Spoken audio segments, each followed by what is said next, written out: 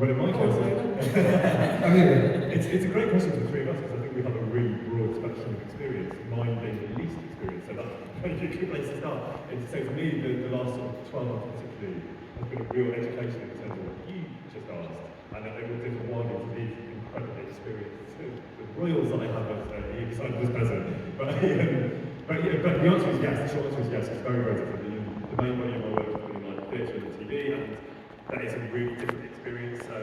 And within this arena, it's much more intimate, and I think there's two main reasons for that. One is partly what you said in terms of the sort of aural intimacy of having someone's voice right in your ear and playing as that person if you're playing a playable character. That's one thing. But the other thing is the sort of online element of it, where there's a lot of interaction. These events, obviously, they do exist, in some capacity within the TV world, but it's not something I've done. And so that there is a much greater level of intimacy there, and it's almost exclusively for the good, actually. I think in kind of interactivity, and also the extent to which fans are able to shape the future narrative of games. That's something that was a real surprise to me, and that exists a little bit in the TV world, but not really to the same extent. So for me, that's been a very recent and a very pleasant realisation and revelation. But I suspect you both knew all of those things a long time ago. What kind of relationships do you have with group fans? It becomes a wonderful thing. It doesn't matter where you go, the fans are they're just there for the right reasons. As far as I see it, you all behave at my table. I don't know what you like when I can't see you, but it's just really special. I see with anime and games actors particularly. Sometimes you get to a conference, a big film actor, and that line isn't as big as yours, and you think, what's that about? but I suppose I was going to say that we don't always have the face, or they don't really know what we look like, or whatever. In your case, of course, your most famous game is your face. But isn't that very recognisable? You have to go by the way I was in this game. So it is all of those different experiences, but I find it very pure. It's a very enthusiastic outpouring, with just joy and wanting to share favourite things. I think that if you have, because I've done both, it's kind of interesting that in television and film, people tend to, what's that character? It's just that face. We've gone to these conventions and, you'll see this new show and there's a line for people because that face, but that's the one thing they're known for. And in gaming, you'll see as you progress, as you grow, it's interesting that I think you hit it right on the head. You are that character. I mean, if you're playing Uncharted, you're Nathan Drake at that moment, not me. My work is done. But it's that experience, and I think that's one of the reasons when they take a game and try to make a film out of it. When they do a one-to-one comparison, there's that disconnect. You go from that visceral experience of being in the story to having to passively sit back and watch that story. And it's, I think that's the biggest thing, that, you are the characters that we get to play, but you play them, if that makes any sense. Yeah, it makes sense that someone might feel more closer to something so interactive and immersive. Yes. Like you said, they're controlling the character, they feel in control of the narrative and storyline. They go left or right. And like you said in the movie, when that agency is taken away from you, it's always a bit. Yeah, and also shout out to the fans, because you have to take that extra step to go, wow, I really enjoyed that. Who is that? Or who is that? I guess it's on the phone most of the time. But you have to take that extra step to go place a face to the voice. So I think that's, that makes the fans of this particular meeting look that much more, fanny. Well, sorry, that's not right. You can say it in Belgium. You've heard it here first. Well, I'm going to use that word fans and switch the question.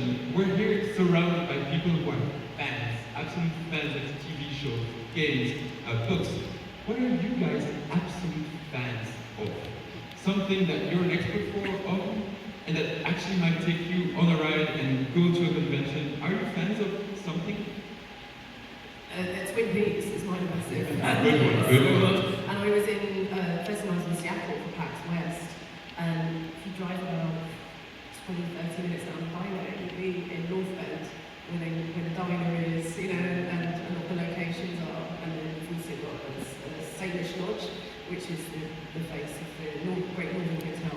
So I sort of had a fun day out with lots of pictures and just sort of sent them, if you know, you know. I just really enjoyed that. And I would enjoy a game on Twin Peaks now that I'm And completely every thinking of year it. they have a film festival and, you know, show David Lynch's work, and a lot of the actors come out and do their own specific fantom for that. Good one. How about you, Tom? Well, from a gaming perspective, my experience in kind of particular time is really old school. Because my first console was a Commodore 64. Yes, I'm that old. And then I had an Amstrad CPC 464 green screen, which I inherited. What I'm came not that first? old. Which of these came first? I have no idea. I think Probably the same time as yours was mine. They didn't have video games when I was little. I had a Game Boy, so there was a game called California Games and a game called Samurai Warrior. Those were I lost whole summers when I should have been reading books and doing something with my life. And actually I was doing that and it's fine by me. But look where you are now. Right, I know. You told them. It was time well spent. And there's another, I'm a bit of a theatre nerd, so it sounds a bit, self-aggrandising, but I know you love the Shakespeare. I was going to say, no, you just take that ahead and I'll say it good later on. But I do, that's sort of my thing, I get a bit nerdy around, there are some sort of theatre actors in the UK who can take me down the street and be absolutely fine, and I get a bit weird around those people because they're kind of my heroes.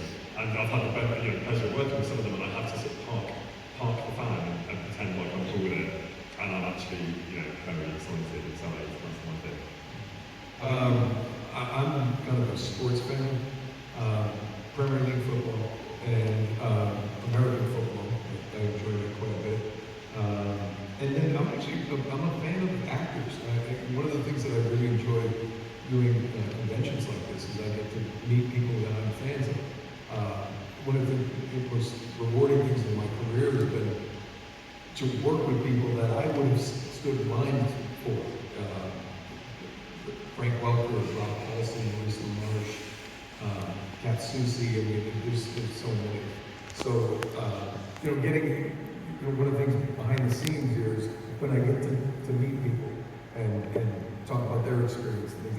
And I started in theater as well, and then whenever I meet somebody who's done theater, and they have this particular accent, I'm just like, tell me more about that, because I'm looking to, I actually miss live theater, and I think I have I don't want to put it out there just yet, but I'm threatening to do one. Put it out there. No one knows what's to be there, so let's make it happen. Yeah, no, I haven't done it in a long time, just because, you get so busy with things. And when I was in New York, and then I went to California, and I was doing TV and film, and then this little voiceover thing kind of popped up. And I thought, I'll try it, and it's worked out. So, I think my thing as an actor, and probably the same, is you always want to get better.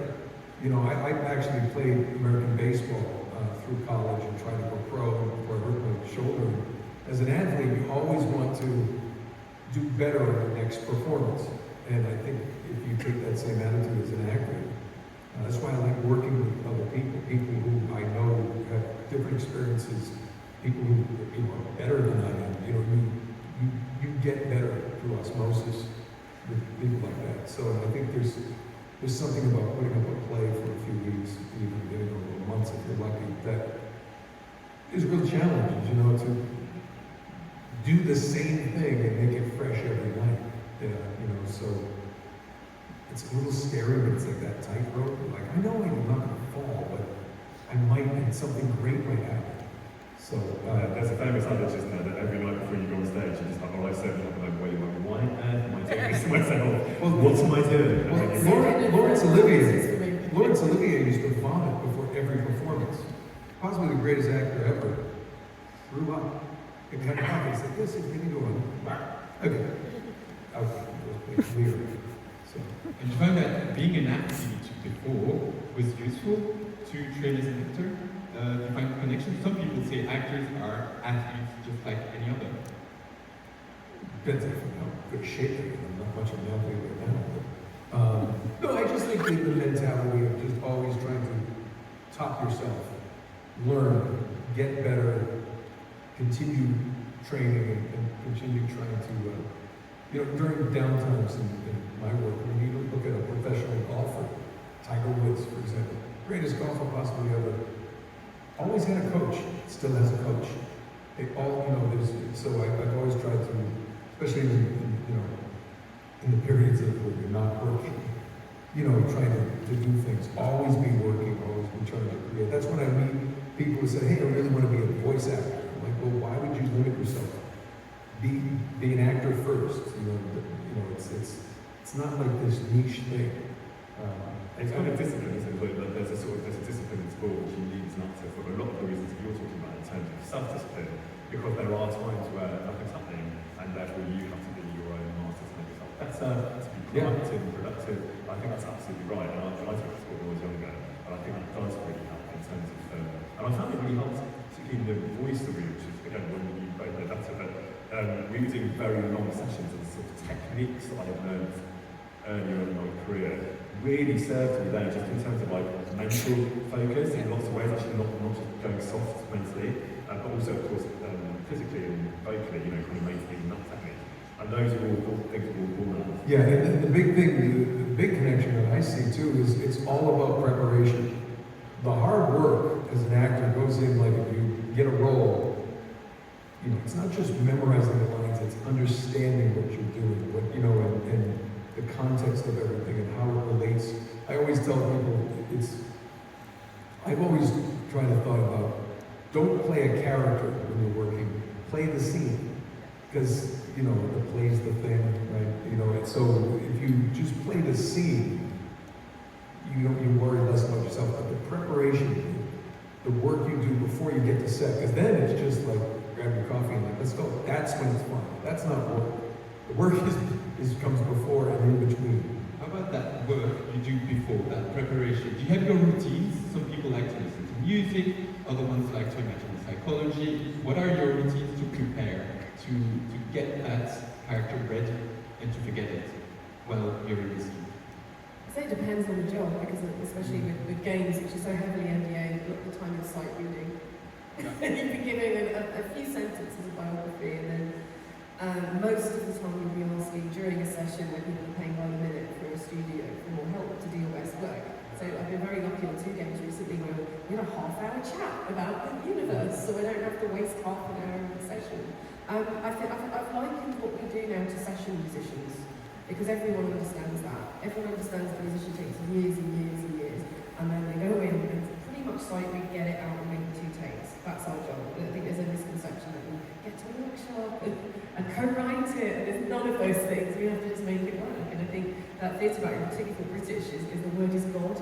Like, you do not change that. If it doesn't work, that's your problem, isn't it? And you have to justify that in your own way. And that comes in very well in games where there's such a knock-on effect, not just with other characters responding, such as some of the go through, but also in localization, translation services. You can't just be chucking stuff out and expecting it to scramble and translate that into 20 languages. It's not fair. So it's all about knowing, where that training comes in, knowing those boundaries where they are, what you need to ask on the day, and what you need to prepare for. So it's a bit of a nothing burger answer, I'm afraid. But you're absolutely right in terms of depending on the job, because I think there's 2 main arms of preparation. One is like technical and physical, so if you're doing theatre, you generally do like a warm-up and a physical warm-up, but for most TV jobs that I've done, you don't really need to do that. I'm not physically playing something so different, whereas for motion capture you might. So that's one side. The other side is a sort of emotional and psychological preparation if you're even invested, if you want to do that, and not like to don't interesting. For me, a really simple technique, and it's a bit drama school 101, it's just writing in the first person of your character, which sounds so basic, and forgive me if it does, but like all these years later, I still find that really useful. So literally just write something down in the first person that happened today. It might be writing about that character's 3rd birthday or something that happened this morning, whatever. It's quite a fast track to just move your mind into a different space, and you can do it in 30 seconds and then walk onto set. And I really like that. There's some actors who absolutely roll their eyes, perhaps for good reason, because it's such a basic technique. But it's about what works. And that's why it's so difficult to give advice to people, because it's about, you have to find out what works. The great thing about the theatrical training is a toolbox. They give you lots of things you hate, and then years later you're using them like for me to mask and love and to love it, but in all this game it's perfect. And then just go pressing, and I go away. And you have to embrace all of them. Like yesterday, I was floating, so I was like, oh, you're floating. And then the voices have really changed. And then I floated off the floor. Physical training comes in. You see, my preparation is I have a cup of coffee. Great I know where you're going with this. And if I come across a line, I'm not British, I just say, no, I'm going to change that. And, They love that, don't they? That's, I did improv, a lot of improv stuff, so that's one of the things that I. You've made me feel a lot better because coffees with silver and bread, and that's it. Not just go, I diaphragm, it's all good. I walked into sessions and some of these people are very good friends of mine, and they have teas and a basket of Chinese herbs and throat coat and all these things, and I'm sitting there with black coffee going, oh, let's go. I know that equivalent of the, do you remember the Olympic shooter who, Turkish guy, put his hand in his pocket and just, everyone else got the goggles on and like, sight. Terrifying. And just turned up. Yeah, it's just, Absolute master. it's my arrogance of ignorance. It's just, It's not your experience. I think. maybe. The one thing about it though, is you'll get this too, and it's on your way. Sometimes, well, first of all, I have a bunch of things that I've done for like games that are still running 15 years later. That it's just it's like an annuity, just gift that keeps on giving. But I find it interesting that sometimes you touched on this. They're there's some wonderful writers, incredible imaginations, and they give you great words. And as you know, if you have good words, it makes it a lot easier. They will give you the more backstory than you sometimes need. And you sit there looking at your watch going, okay. And then Cartusius comes in and when he was a child, I'm like, I'm not playing Cartusius. I got a line to him, and they give you this broad thing, and sometimes I'm just on Zoom, but my camera's off, and I'm just doing the crossword, and then just the mic's like, oh, okay. Yeah? Right, got it. And then it's like, okay, action, like, get down. So it's you'll learn, it's like panning for gold. You just sift out the stuff you don't need. You just mentioned Zoom, and you had a chat just before entering about how the pandemic changed the way you work. Can you tell us more about that? How 5 years ago it changed? I'll start with that. I remember when the pandemic hit, I was doing Destiny with Bungie, and they sent me a voucher to get they needed this thing done, a voucher for software, Logic software, so I could record on my end and do all this stuff. And the worst part of the whole thing is we're humans, and humans like social interaction. Voiceover is wonderful, but it has become where I work from home alone. And again, another thing about coming to these conventions, not only to see you, but you see friends. It used to be a cast record, animated series were all cast records. And you'd see your friends, you step out on the break, how's the family, you're seeing your friends. You're seeing engineers, the directors, the people, and now it's just lonely. And I had done so much, and then I did a series for Peacock called Hysteria in Atlanta. And once again, I'm on set with other live actors, and you're like, okay, now you're getting that feedback, you're doing that kind of stuff. You couldn't do theater because nobody can do theater in mass, although remember mine just like a tape recorder, just do the motions. But it was that my biggest problem with it is the fact that it's called remote recording, and it's very remote, and it can be very difficult to just okay, this is great, making a living, working, but I'm home, and my biggest problem is if the dogs start barking, and somehow it can be picked up. I've got to go quiet them down for a minute, but it's very convenient, but in that convenience comes with that part of you don't get to, and like I said, it's like playing with someone else, you're going to always get a little bit better. For me, that really extends to one of the biggest changes was the audition process, which I think is exactly the same thing, I would say, where there was already quite a big movement towards self-takes, which is really just essentially you take yourself at home. You don't really get any notes, you certainly don't get any notes in the moment because there's no one there. And you get one take. Exactly, so you're like And you shooting can't around guarantee and you can watch it. well, exactly. Because if you go in person, you absolutely know. You have to. and also, that's exactly right. And it's not just the scene itself, it's the conversation around it. So obviously taking notes, but also just getting a feel for each other and then getting a feel for you. And that's, for me, that was one of the, it's logistically convenient, as the recording complainers, but creatively frustrating because of that process, you don't get any notes and you don't get any sort of human interactivity. So like Nolan said, we're just essentially shooting an arrow in the dark and it might just hit the board because it would happen to be there, but it's a lot of guesswork and creatively I find that a bit frustrating. Like I said, that movement was already happening for convenience sake and financial reasons and all sorts of things, but it massively accelerated that process to a point where I think I've got one in-person audition this week and I've had maybe 2 this year and like 98% of my meetings are remote and I don't know if that's honest. Yeah, and there was another thing where casting directors, the people who actually help you get a job, used to take what's called a general meeting. They're not casting something, but you're new, they haven't met you, your representation gets you a meeting with those people, and you sit down and you get to talk to them, and they get a feel for you and where you might fit and what you're all about. I was talking to a director who can't, he's like, yeah, it's much more, again, it's all about convenience and money. It's a very good point. But, if you're casting a TV series or a film that's going to shoot for 3-4 months, this director was telling me, he said, it's really difficult because we may get a great audition from a couple of people, and we're down to those 2 people, and we take this person, and he's an ass. He shows up on set, and he's a pain in the ass. He gave a great audition, but he doesn't, you don't get that chemistry that you might find. And I find that must be frustrating for them as well. But again, financial and convenience sake, I'm not a cameraman, so you set it up.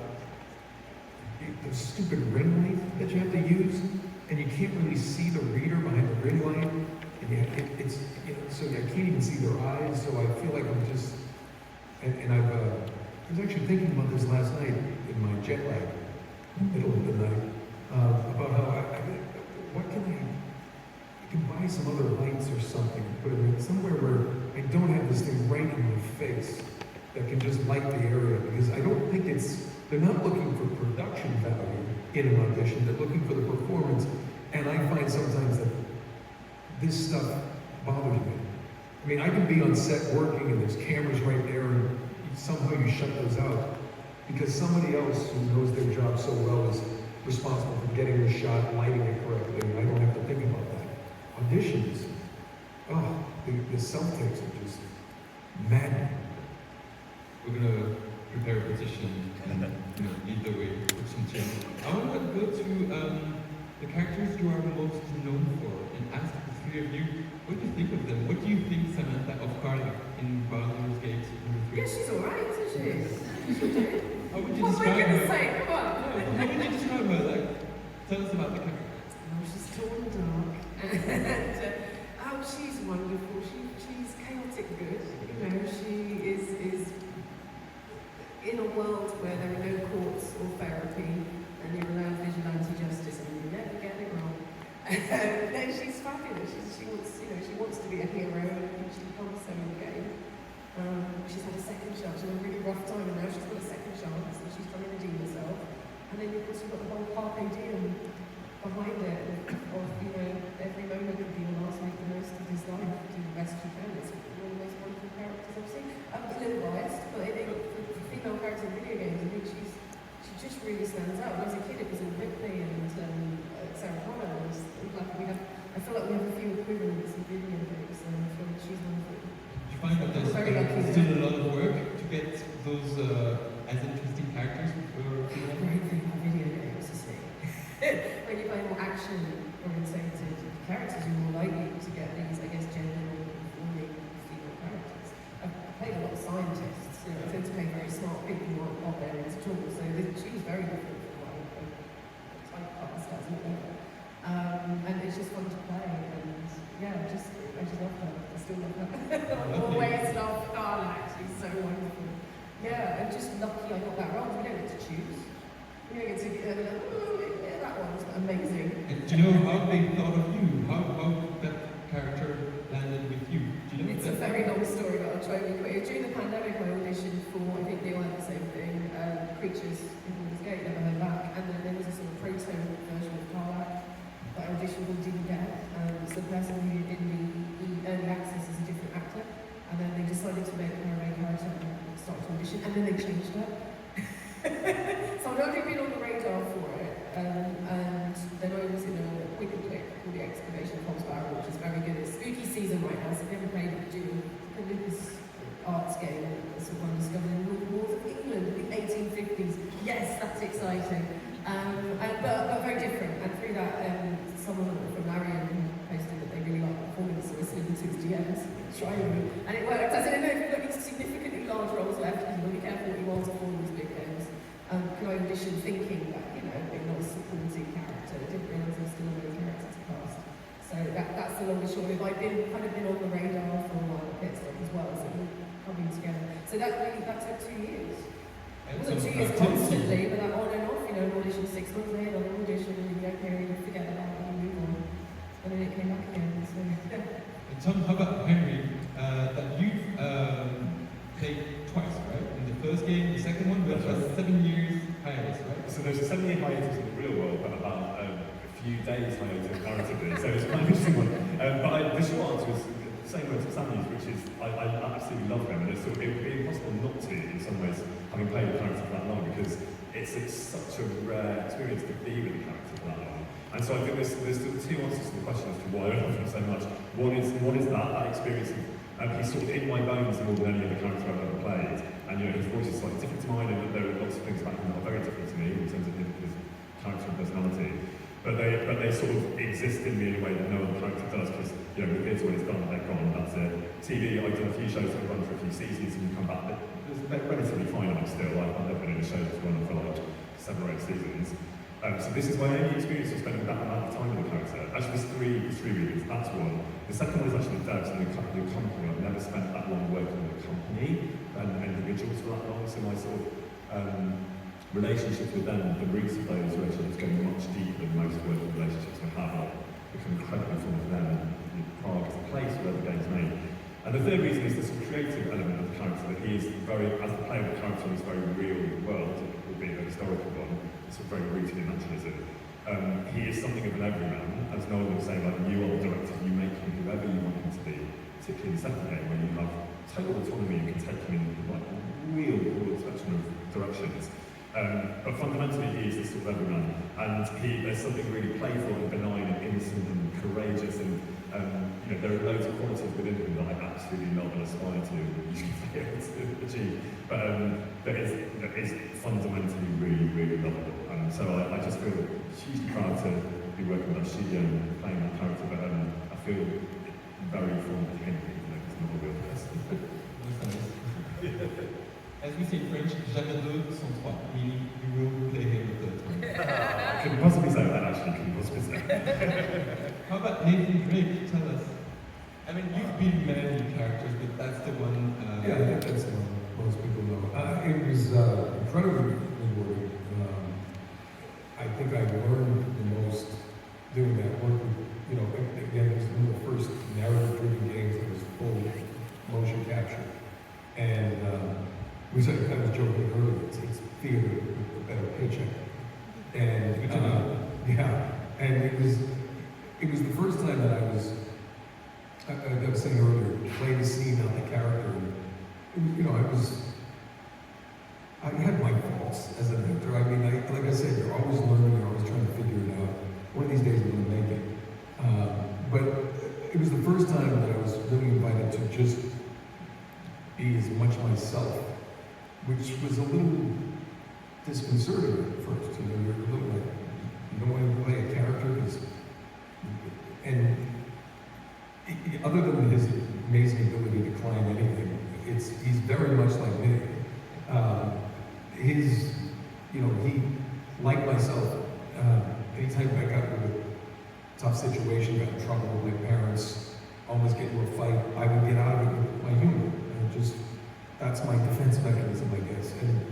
And it worked for this you know, this everyman. So much so that I'm 6'1" and Nathan Drake is 5'10", because that's the average male height. I say 5'10", so in the first game was titled one on box, One Ordinary Man, One Extraordinary Adventure. And to be able to do that, to have them trust the fact that I was enough, and to just play this as if like it's you, and it's actually not as hard as it sounds, because some of the best actors you'll ever see are 6, 7-year-old kids who are in the backyard running around playing, you know, in the treehouse or something. One day it's the Millennium Falcon, the next it's a pirate ship, whatever you want it to be. A stick lightsaber, or it's a sword, or it's a gun, whatever. And if mom walks out and says, "Who's hungry?" You know, you don't say, "Damn it, mom, you broke my center." Everyone back to zero, we'll start again. It's like, "I want peanut butter," and then they're right back in it. And I think that's the one thing about motion capture. You have these tremendous actors, tremendous people. I mean, again, amazing writing, which I always go back to. And you were invited to make it your own, to, you know, you want to add a little something there, or something here. And I think ad-libbing is fine, but you have to have good structure, otherwise it's just it's a mess. And sometimes it's not necessary. Sometimes you just say something, and again, they may never use it, but it was so collaborative. That particular project was so collaborative for all the characters. For everybody was able to make their own choices, and to kind of, you know, you were guiding along. We had a great theater director who was our director, Gordon Hunt, Helen Hunt's father, who's a legend at Hanna-Barbera Animation Studios, but also had a huge background in actual stage. So, you know, it was just so much fun, and to be able to just find that trust in just, okay, I'm just going to do like this for me, and then just, you know, have this, and become so beloved all over the world. I joke that I've traveled the world now more than Nathan Drake has because of Nathan Drake, and this weekend is no exception. So it was, it's the gift that keeps on giving. I'm turning my head to the audience to see if anyone would like to ask a question. As you can see, there are 2 mics, one there on the left, one there on the right. If you want to approach the mic and ask a question, feel free to do so. Oh, I see you already have a one here. Don't be shy, we have nothing else to say. Hello. Come closer to the mic. Can you hear me? Yes. Hi. First of all, thank you for being here. I'm Carly from Italy, wearing a French outfit and living in Brussels. So, full international picture. Very well so. So, I have a question is for all of you actually, because as a fan, I mean, I really get attached to the characters. I feel like, you know, when I play the game, especially for games that are quite long, yeah, they're really with you. It's like you like them so much, and you're playing with them, and then the game ends. And it's kind of sad to say goodbye to them in a sense, and this is how I feel as a fan, like as you as actors, how do you feel when, you know, the project is over, and yeah, you get to play with them, and you can still go to cons and talk about them, yeah, what's your experience and how do you say goodbye? For me, in the gaming world, it's sort of the easiest of all the media in that respect, because where, like we referenced earlier, like a player is incredibly finite and it's gone, and often there's not even a recording of it. The TV show, you finish on different, and we all finish together because that's it, like the last one is it for everyone. With TV, you generally finish on different days, so it's a slightly softer ending, and then you might do like a screening, and then it's done. But with gaming, I found, I only have this game to speak of, but they're things like DLC, so immediately there's something that you go, well, I'm back to see everyone for that. And then in the case of this game, there is like marketing materials, and so it's been like a very, very soft ending to like the end, Henry. Like the last time on the motion capture stage, but then you go back to the voiceover, and then the last time on the voiceover booth, but then there's more DLC to do. Like, so in that respect, it's been as sort of easy in that respect as it can be in terms of the medium. But as the character goes, there will come a time where, well, I've done my last recording session for KCD2, so, and that was really moving because, as I said earlier, I've spent so much time with this character and the people who helped build this character, and all of you as well, you know, we're all part of that journey, that it's, conversely, it's actually incredibly moving and sad in a way because, unlike a play that you might have done for 2 months, it's so much more part of you. So in that respect, it's much harder, I would say. I couldn't put that better myself. I wept at the end of Data Productions. because it's so ephemeral, and that's it. That magic is over, and you go back into the room, and a few thousand people saw it, and that's it. Whereas what's wonderful about this is you keep, when you coming to meet us, you keep that alive. You know, favourite bit of the game. Oh yeah, I remember that. And do remind me, I can't remember all of that sort of stuff. So yeah, they don't. For me, it sort of hasn't ended. You know. Well, I'm fortunate enough to have characters I've done forever. Like in Black Ops 7, Call of Duty, Dr. Rickles, and it's coming back. And you know, I just recorded Wednesday. Might find stuff for that. And I know, like I said, it's in the new year. He'll be back, I'm sure. You know, God willing. But a number of things to do. I do remember when Uncharted 4 ended. I knew we were getting to the end of it, and it was really hard because, you know, it was just like, are we doing that? Have we done those scenes yet? Like, what's next? And I remember them wheeling in like this cart of champagne and glasses for the cast and everything, and it was for me because it's like I've done it for 10 years, and it was over, and I remember just like, this is gonna be a long drive home tonight. But you just said something. I get to come here and meet you, and fans keep these characters alive forever. And thank God for these conventions, because you get to revisit those memories with people. I mean, I have people come up with Spec Ops the Lion or some random game that I forgot I was in. You know, and you're like, that's his name. What was his name again? Oh, yeah. And then it comes back somehow. But Uncharted ended 10 years ago. And people are here dressed like Nathan Drake. And it's amazing too with that particular project because it reminds me how old I'm getting, but I've met people who cosplayed as Nathan Drake for like the first game. And when I started doing conventions prior, I don't know what it was, but the second game they'd be dressed as Nathan.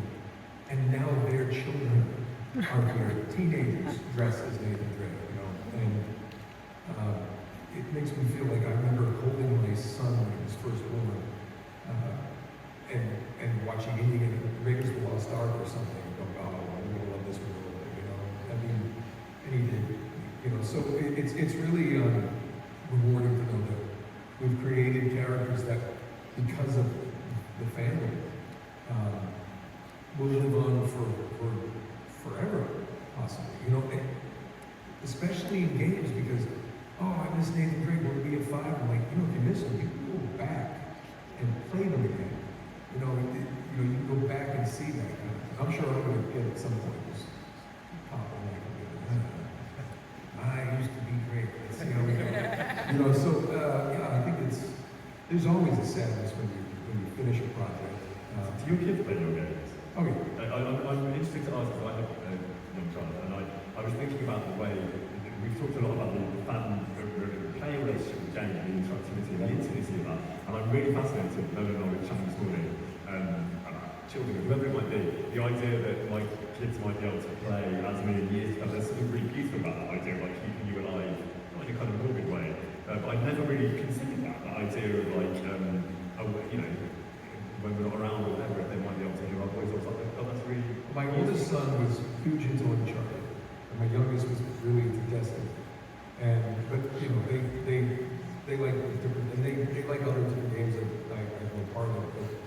But my favorite quick story is with Uncharted 3. If you played Uncharted 3, when Drake would die, you'd hear Nate, no, this music, right? Well, at the time, the living room that no one uses. We used that and turned it into like a little lounge where the kids would play, so they weren't stuck in their room if they're playing games. But we had stone floors in our house, so it was echoing throughout my house. And I'm trying to work, and I just kept hearing myself die over it. So I thought, okay, I'm going to take him out of school so he gets better at this, or option 2, which I immediately did. I drove to the store and bought his first pair of gaming headphones. So it was replaced by killed you again. You died again. Like, I don't need to know. I don't need to know. So I should have brought 2 pairs of headphones. A bit of a Freudian nightmare. Flick the father, walk around. I'm going to turn to you. Next question, we still have time for two or three. Thanks for being here and making all our weekends great for all of you. And this question is for Nolan.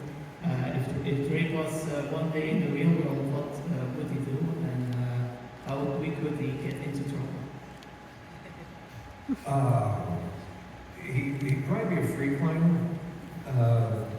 What would he do? Well, he'd be looking for some lost treasure, and you'd probably find unless you got his way. Well, let's be honest, he'd probably be arrested. I mean, he couldn't get away with the stuff he does with cameras and phones now. So he'd be like, yeah, listen, I'm glad you found the treasure, but you killed 68 people on your way to that treasure. You're going to jail. He'd probably be in jail, but he'd find a way to climb out. Turning to you. So my question is for Nolan, and it's actually pretty niche. So you play Peter Hastings on Parallel, right? Oh, yes. So can you maybe tell me, just the audience in general, maybe your favorite, maybe a book line that would cover something that the fans don't know about? Like a behind the scenes? Yeah, behind the scenes thing, yes. So Pretty Little Liars ran for 7 seasons. It's not a game, it's an on-camera show. And it's amazing how many people are like, I didn't know you did that. Too. Yeah. It's like I'm not going to limit my options when somebody wants to pay me to get to play. I always tell people, an actor it just has to give a performance, whether it's a live audience or a microphone or camera. My job's the same. There's different techniques, yes, but it's still always the same. The worst part of that show is, for budget reasons, I wasn't technically main cast. I was recurring regular, which was weird. So I only got the scripts when I'm in it. And what would happen is, like, I'm in season 3, episode 11 of 22, and then I'm in episode 5 of season 4. I have no idea what's going on. So my favorite thing one time, I came in and I'm like, well, I guess I'm doing another scene in my living room, which is always my living room and kitchen.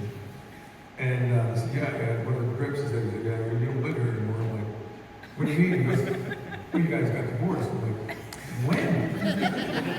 And I went to the executive producer, I'm like, hey, did you say we're divorced? She goes, well, don't you watch the show? I said, no, I'm not a 15-year-old girl. No. I don't keep on, send me the scripts, and they wouldn't do it because it was just super hush. It became, at the time, it was like this crazy, a hit show and just hot. I mean, somebody in Europe hacked Warner Brothers scripts and leaked one online, and it was this big deal. I didn't even know until I went in for another episode. But it was unfortunate not to do that. But I met people, and it's got a resurgent streaming now. So it was a lot of fun. Great people to work with, and it was nice to be part of something that was in the zeitgeist. Even though I didn't know much about it. Thank you. We have time for one last question. It's up to you to ask. My question is for Nolan. I would like to know, now this case is done, release the telescope. Would you do another game of some kind? What kind of role would pique your interest the most? Yeah, I would love to do more games. This is like opening up this kind of arena before me, and I've learned a huge amount in the last 12 months especially. I would love to do, so KC is very much rooted, for those of you that play it, and they don't, it's very rooted in like a real world, like a real man in real, in real world circumstances doing real things. And a sort of hyper-naturalism. So I would love to go to the other end of the spectrum and do, Sam Preston's doing a brilliant thing, and Nolan did that too, where as actors you get to do stuff in the gaming space that you don't get to do elsewhere, where because it doesn't matter what you look like, it's very liberating if you're just doing the voice, which usually it is. Then your scope is enormous, and I think that's incredibly exciting creatively. So from my perspective, I would love to do, Baldur's Gate is very obvious point of reference, but something like that is much much more kind of fantastical and where your imagination can really take off and let loose, I would have a great appetite to do something like that. Well, that's it for this morning. Nolan, Tom, Samantha, thank you so much. Yes. We still have time to meet again.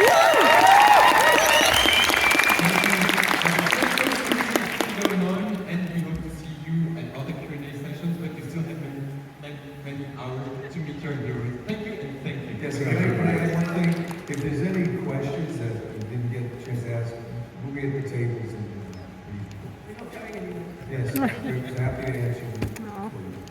And we're happy to have you. Thank you. Thanks. Thank you.